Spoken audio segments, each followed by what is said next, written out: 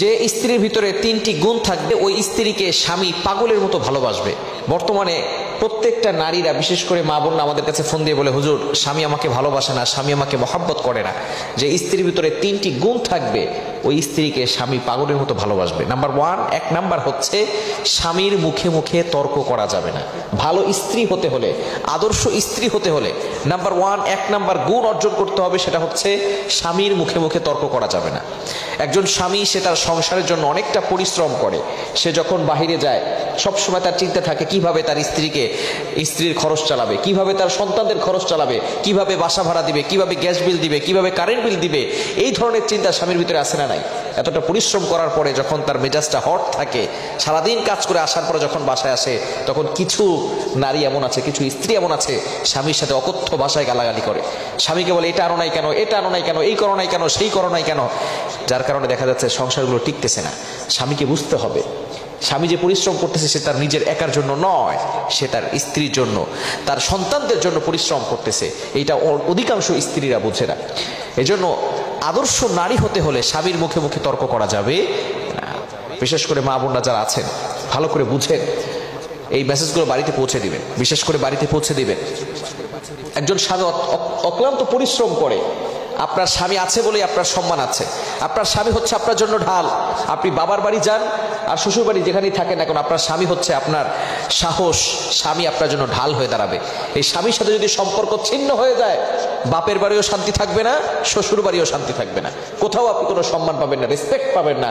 মানুষ আপনাকে খারাপ চোখে দেখবে, এই সমাজ আপনাকে খারাপ চোখে দেখবে, আপনাকে খারাপ প্রপোজ করবে।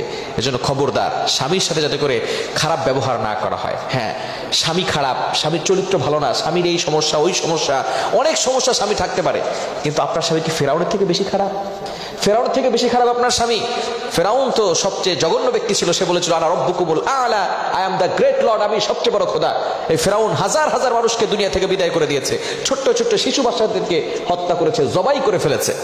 এই ফেরাউনের সাথে আসিয়া থেকে তার স্বামীর কৃতজ্ঞ স্ত্রী হয়ে দুনিয়া থেকেই হাসতে হাসতে জান্নাত দেখতে দেখতে দুনিয়া থেকে বিদায় নিয়েছে। তো আপনার স্বামী তো আর ফেরাউনের মতো না। এজন্য স্বামীর সাথে সুন্দরভাবে কথা বলবেন।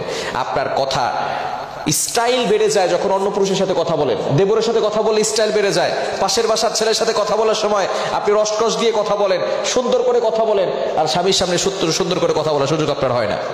এজন্য স্বামীর সাথে সুন্দর কথা বলবেন। স্বামী যদি খারাপ হয় তার জন্য দোয়া করেন।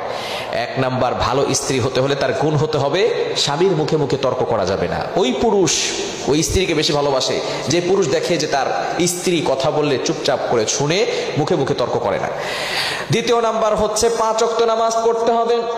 আপনি ভালো মানুষ কিন্তু আপনি নামাজ পড়েন না, আপনি কিন্তু ভালো মানুষ হতে পারেন নাই। ভালো মানুষ হতে হলে এক নাম্বার যে গুণটা অর্জন করতে হয় সেটাই হলো কিন্তু নামাজ। আপনার ঘরের ভিতরে শান্তি আসবে, সুখ আসবে কখন? যখন আপনার ঘরের ভিতরে সবাই নামাজ পড়বে। সংসার সুখী হয় রমণীর গুণে, একটা কথা আছে না?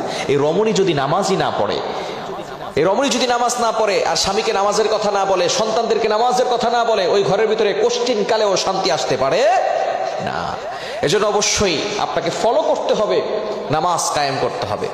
শারীরিক অসুস্থতার সময় আসলে, আল্লাহ প্রদত্ত কিছু অসুস্থতার সময় আছে, তখন নামাজ পড়ার দরকার নাই, নামাজ আল্লাহ তাআলা ক্ষমা করে দিয়েছেন। এজন্য নামাজ পড়তে হবে। নিজে নামাজ পড়বে, স্বামীকে নামাজ পড়তে বলবে, বিশেষ করে নফল নামাজ পড়বে। তাহাজ্জুদের সময় উঠে স্বামীর জন্য দোয়া করবে, আল্লাহ আমার স্বামীকে ভালো করে দাও, আমার স্বামীর ব্যবসার ভিতরে বরকত দিয়ে দাও, চাকরির ভিতরে বরকত দিয়ে দাও, আমার সন্তানদেরকে কবুল করো, সন্তানদের মেধা বাড়িয়ে দাও, তাদের পরীক্ষা উত্তীর্ণ হওয়ার ব্যবস্থা করে দাও। কিন্তু বর্তমানে কয়জন স্ত্রী এমন আছে যে রাতের বেলা উঠে তাহাজ্জুদ পড়ে তারপরে স্বামীর জন্য দোয়া করে, স্ত্রীর জন্য, তার সংসারের জন্য দোয়া করে, পরিবারের জন্য দোয়া করে? কয়জন স্ত্রী আছে বলেন? অথচ আমরা দোষ দিয়ে থাকি স্বামীর। দোয়া করেন আপনি আল্লাহর কাছে। তৃতীয় নাম্বার হচ্ছে ভালো স্ত্রী হতে হলে পর্দা করতে হবে। আপনি পর্দা করছেন না, আপনি ভালো স্ত্রী হতে পারেন নাই। আপনি সঠিকভাবে পর্দা মানছেন না, আপনি ভালো স্ত্রী হতে পারেন নাই। আপনাকে ভালো স্ত্রী হতে হলে অবশ্যই সঠিকভাবে সুন্দরভাবে পর্দাকে মানতে হবে। 22 নম্বর পারার 1 নম্বর পৃষ্ঠার 5 নম্বর লাইন সূরাতুল আহজাবের 33 নম্বর আয়াতে আল্লাহ বলে দিয়েছেন, ওয়াকারনা ফি বুয়ুতিকুন্না ওয়ালা তাবাররাজনা তাবাররুজাল জাহিলিয়াতিল উলা। ইউ স্টে এট হোম, তোমরা ঘরে অবস্থান করো। জাহেলি যুগের নারীদের মতো বেহায়া ভাবে নির্লজ্জ হয়ে ঘর থেকে বের হওয়া যাবে না। এই তিনটি কাজ যদি কোনো স্ত্রীর ভিতরে থাকে, ওই স্ত্রীকে স্বামী কিন্তু প্রচন্ড ভালোবাসবে। আল্লাহ তাআলা আমাদের সকলকে বিষয়গুলো বোঝার তৌফিক দান করেন।